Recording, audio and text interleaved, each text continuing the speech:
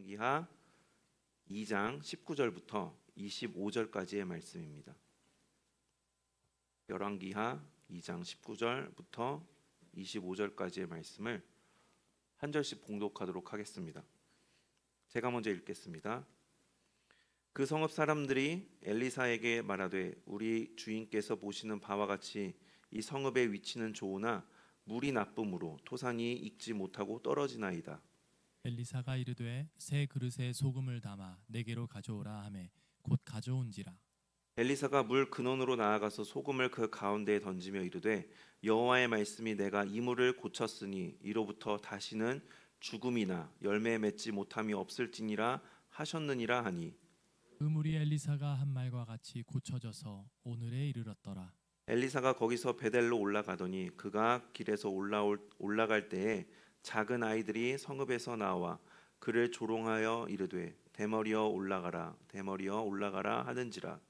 엘리사가 뒤로 돌이켜 그들을 보고 여호와의 이름으로 저주하매 곧 수풀에서 암곰 둘이 나와서 아이들 중의 42명을 찢었더라. 함께 읽겠습니다. 엘리사가 거기서부터 갈멜산으로 가고 거기서 사마리아로 돌아왔더라. 아멘. 열왕기하 2장은 엘리야가 하늘로 승천한 이후의 일을 이제 엘리사가 승천할 때에 승천하고 엘리사가 엘리야의 그 후계자가 되어서 그의 사역을 이어받는 그 승계의 장면과 그리고 그가 이제 처음으로 행한 기적의 사건이 기록되어 있는 부분이 열왕기하 2장입니다. 엘리야가 이 땅에서의 삶이 얼마 남지 않았음을 직감하고 이제 마지막까지 그의 사명을 다 하느라 이제 이스라엘 땅 전역을 이제 막 돌아다니죠. 엘리사는 그의 그런 엘리야의 곁을 떠나지 않기 위해서 마지막 순간까지 스승과 함께하고 싶은 그 마음, 그리고 후계자로서 그의 능력을 온전히 이어받고 싶은 그러한 마음으로 그가 가는 곳 어디든 이제 따라갑니다.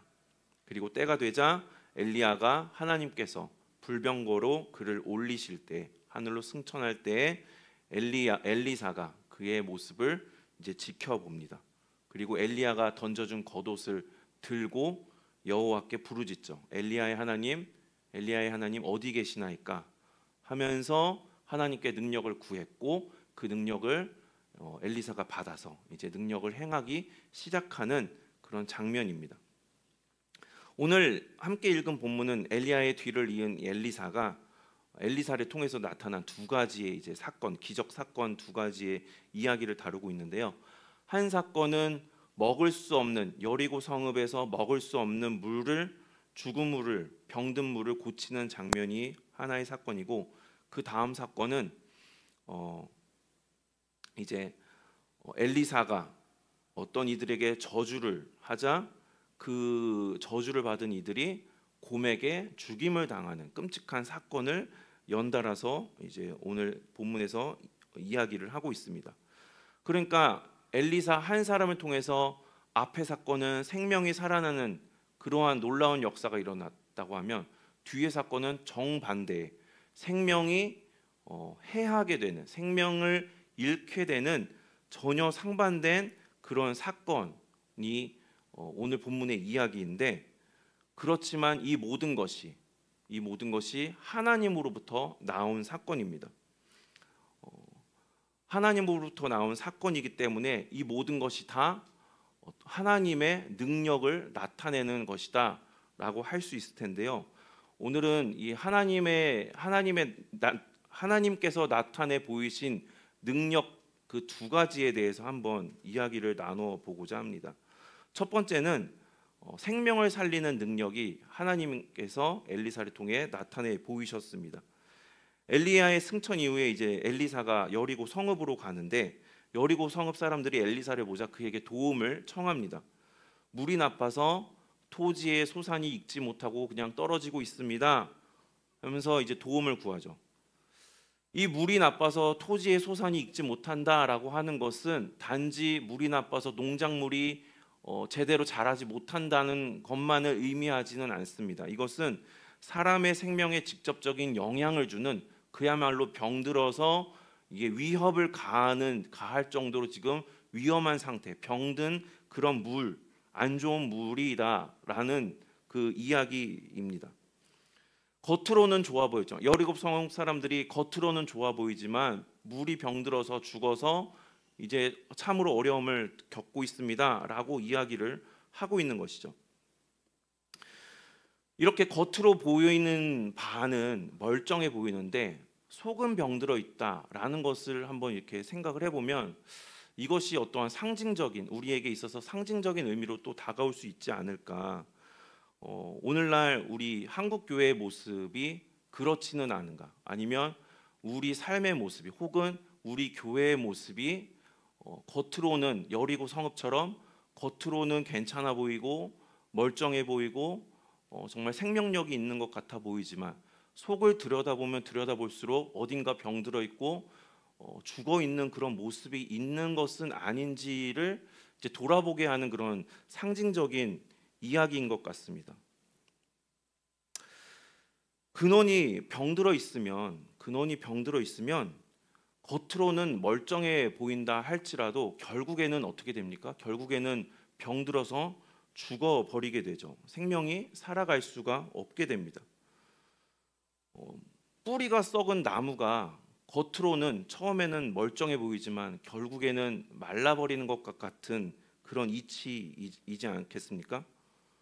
반대로 겉으로는 연약해 보이고 온전한 상태인 것 같아 보이지 않다 하더라도 그 근원이 살아있고 생명력이 있다면 죽을 것 같은데 끝까지 살아남는 그러한 끈질긴 생명력을 보여줍니다. 그러니까 속사람이 살아있다라고 한다면 영원한 생명을 그 사람이 소유하게 되고 영원한 생명을 살아갈 수 있게 된다. 신앙적으로 봤을 때 우리는 그렇게 이야기를 하죠. 고린도후서 4장 16절부터 18절이 그렇게 이야기를 하고 있습니다. 저희가 함께 고린도후서 4장을 읽도록 하겠습니다. 시작. 그러므로 우리가 낙심하지 아니하노니 우리의 겉사람은 낡아지나 우리의 속사람은 날로 새로워지는도다. 우리가 잠시 받는 환난에 경한 것이 지극히 크고 영원한 영광에 중한 것을 우리에게 이루게 함이니 우리가 주목하는 것은 보이는 것이 아니요 보이지 않는 것이니 보이는 것은 잠깐이요 보이지 않는 것은 영원함이라. 아멘. 바울은 이것에 대해서 이제 이야기를 알고 이 비밀을 알고 있었습니다. 그러니까 겉으로 보기에는 멀쩡해 보여도 속이 죽어 있으면, 속이 병들어 있으면 결국에는 죽음으로 나아갈 수밖에 없는데, 반대로 겉으로는 후패하는 것 같고 낡아지는 것 같으나 속사람이 살아 있으면 영원한 생명으로 나아간다. 그래서 이것 때문에 겉사람이 낡아진다 하더라도 그것 때문에 낙심하지 않게 되고 오히려 속사람이 살아있는 것, 나의 근원이 생명력을 유지하고 있다는 것 때문에 기뻐하고 감사하고 소망을 품을 수 있다라고 이제 바울은 이야기를 한 것이죠. 우리에게도 마찬가지이지 않습니까? 지난 주일에 저희가 슬픈 작별의 그 장소에 다녀왔는데 장로님의 장례식을 이제 보면서 다시 한번 우리에게 그 사실을 이제 확인시켜주는 자리가 아니었나 싶습니다. 지금 제가 드린 말씀과 마찬가지로 장로님의 겉사람은 저희들이 계속해서 장로님의 건강을 위해서 기도했지만 안타깝게도 장로님의 이 육신은 점점 연약해지시는 것을 이제 막을 수는 없었습니다. 그렇지만 어떻습니까? 장로님의 생명이 완전히 꺼져버린 것입니까? 그렇지가 않죠. 겉사람은 연약해졌을지 몰라도, 겉사람은 이제 이 세상에서의 삶을 끝냈을지는 몰라도 그 장로님의 영은 살아 있었기 때문에, 그 근원은 생명력을 계속해서 유지하고 계셨기 때문에 그분은 영원한 생명으로 나아갈 수가 있게 되었고, 그래서 우리가 함께했던 장례식이 그저 슬픔과 낙담의 자리가 아니라 그런 가운데에서 슬프지만 우리가 소망을 다시 한번 품을 수 있고, 우리도 우리의 겉사람은 낡아지겠으나 우리의 속사람이 살아있으면 나도 영원한 생명으로 나아갈 수 있겠구나 라고 하는 그 소망과 기대를 다시 한번 품을 수 있는 그러한 은혜의 자리였다라고 우리가 이야기할 수가 있을 것입니다. 엘리사가 병든 샘을 고치기 위해서 새 그릇에다가 소금을 담아오라, 그렇게 이야기를 합니다. 그리고는 그 받은 소금을 가지고 물 근원에 던지죠. 열왕기하 2장 21절의 말씀을 함께 읽도록 하겠습니다. 시작. 여호와의 말씀이 내가 이 물을 고쳤으니 이로부터 다시는 죽음이나 열매 맺지 못함이 없을지니라 하셨느니라 하니. 아멘. 병들고 죽은 것 같았던 물이 소금을 던지자 다시 살아났습니다. 그렇다면 이 소금이 그 물을 살린 것인가? 아니죠. 그가 던진 소금은 하나의 도구에 지나지 않았습니다.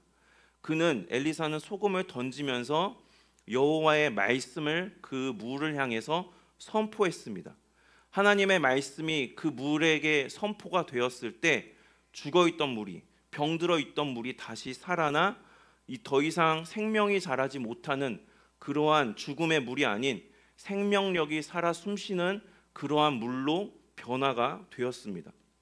마찬가지로 우리 각자에게도, 혹은 우리 교회, 그리고 한국교회, 우리 사회에게도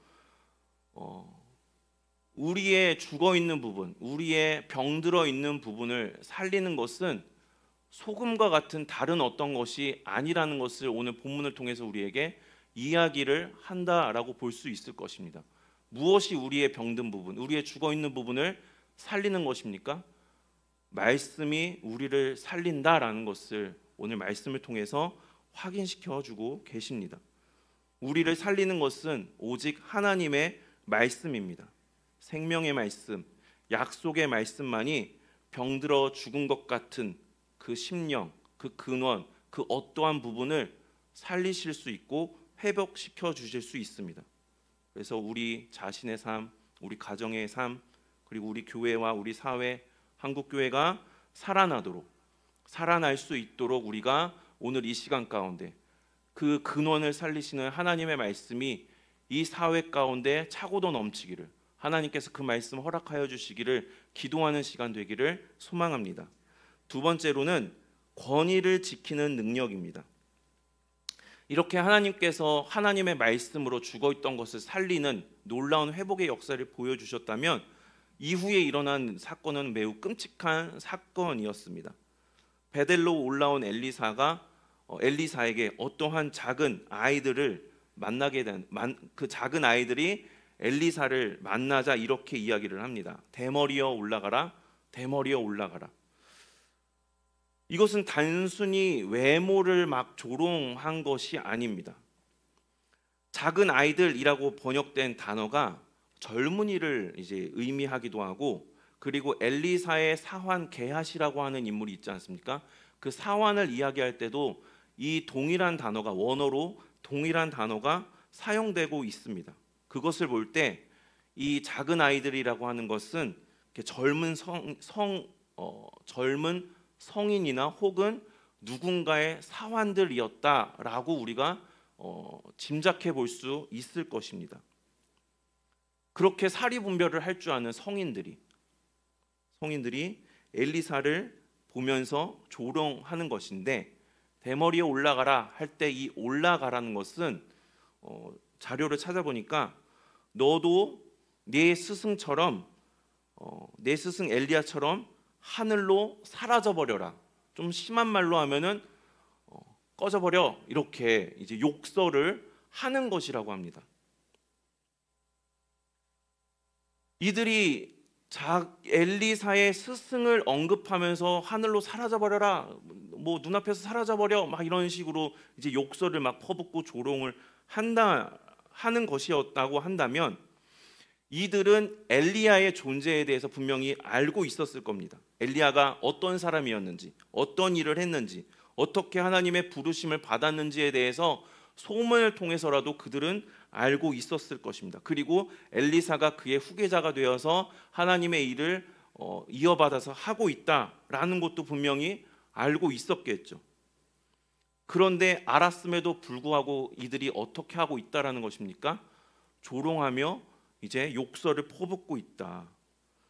이들의 조롱은, 그렇게 볼 때 이들은 하나님의 능력과 권위가 엘리사에게 임했음을 인정하지 않고 그것을 무시하고 있는 행동이다라고 이야기할 수 있는 것입니다. 혹은 선지자라고 하는 이 존재 자체를 아예 부정하는 그런 부정하거나 가볍게 하찮게 여기는 그러한 행동을 보여준 것이다 할 수 있을 것입니다. 이들이 하나님의 권위에 대해서 인정했다면 어떻게 하나님의 사람에게 그러한 말을, 특히 엘리야를 향해서 엘리야를 같이 묶어서 그러한 조롱의 말을 할 수가 있겠느냐라는 것이죠. 그렇게 볼 때 이들은 하나님의 권위에 대한 태도가 얼마나 정말 버릇없는 정말 무례한 행동이었는지, 이들을 세우신 엘리야를 세우시고 또한 그의 후계자 엘리사를 세우신 하나님의 권위에 대해서 그들이 얼마나 하찮게 여겼는지를 우리가 알 수 있는 것이죠. 하나님은 이들의 조롱을 가만두고 보지 않으셨습니다. 엘리사가 개인적으로 이제 외모에 대해서 자기를 조롱했다고 해서 막 화가 나서 저주를 퍼부었다 하더라도, 개인적 감정으로 엘리사가 그것을 막 화를 내면서 저주를 퍼부었다 할지라도 하나님께서 그 능력을 허락하지 않으셨다면 이들은 그러한 끔찍한 일을 당하지 않았을 것입니다. 그렇지만 하나님께서 엘리사가 저주를 이제 퍼부었을 때 하나님의 능력이 그에게 나타났다라는 것은 하나님께서 그들을 직접적으로 심판하셨다, 그들을 두고 보지 않으셨다라고 우리는 그렇게 이해할 수 있는 것이죠. 이렇게 볼 때 우리가 다시 한번 지난주에도 나누었지만 나에게 있어서, 우리에게 있어서 하나님에 대해서 인정하지 못하는 부분, 혹은 경외함을 잃고 무시하고 있는 부분이 있지는 않은지에 대해서 다시 한번 상기해 봐야 되지 않을까 하는 생각이 들었습니다. 우리는 하나님에 대해서 이야기할 때 보통은 사랑의 하나님, 은혜의 하나님, 나의 친한 친구 같은 하나님에 대해서 이야기를 많이 하지만 분명히 공의의 하나님이시고 권위의 하나님이시고 우리가 범접할 수 없는 영광의 하나님이십니다. 그렇기 때문에 우리가 하나님을 인지하며 살아갈 때에 하나님의 위대하심에 대해서 우리가 동시에 함께 그것을 인지하며 하나님을 경외함으로 나아가야 할 것입니다. 이 베델의 어린 무리들이 단지 심판을 받은 이유가 단지 그러한 조롱의 말을 했다는 것이 아니라, 해서가 아니라 하나님의 권위를 완전히 부정하고 그 권위를 무너뜨리고자 했기 때문임을 우리가 상기하면서 다시 한번 우리가 하나님에 대한 존중의 태도를 다시 한번 견지해야 되겠다라는 것을 우리가 생각해 봐야 하겠습니다. 도움을 청한 여리고 성읍 사람들은 하나님의 능력과 권위를 인정했기 때문에 엘리사가 나타났을 때 엘리사에게 나아가 겸손하게 하나님의 능력을, 하나님의 도우심을 구했습니다. 그랬을 때 그 여리고 사람 성읍에 그들에게 생명의 은혜가 임했습니다. 반면에 하나님의 권위와 거룩함을 무시한 이 베델의 어린 무리들에게는 무서운 심판이 임했습니다.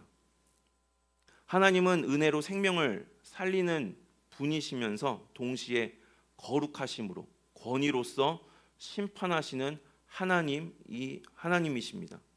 그것은 모두 이러한 하나님의 이 두 가지 모습 모두가 하나님의 본질인 것이죠.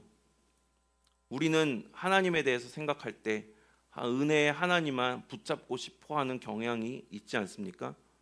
하지만 동시에 심판하시는 하나님에 대해서도 반드시 기억해야 하겠습니다. 그리할 때 우리의 신앙이 바로 설 수 있게 될 것입니다. 하나님에 대해서 선 넘지 않고 하나님 앞에서 늘 겸손한 태도를 견지하면서 바른 신앙으로 나아갈 수가 있을 것입니다. 우리 교회와 우리의 가정, 우리 각자, 우리 사회 모든 우리의 모습 가운데 능력의 하나님, 능력의 말씀을 붙잡는 모습, 그럴 때 그러한 모습 가운데 정말 하나님을 경외함으로 나아감으로 우리에게 심판의 무서운 말씀이 아니라, 심판의 무서운 능력이 아니라 오로지 은혜와 회복과 생명의 능력만이 우리에게 나타나서 우리의 어떠한 병든 부분이 있다면 그 근원을 고쳐주시는 역사로 나타나게 되기를 소망합니다. 오늘 이 시간 가운데 우리에게는 오로지 정말 저희가 겸손히 주님 앞에 경외함으로 주님 앞에 나아갑니다. 주님의 말씀만 붙잡고 나아가기를 소망합니다.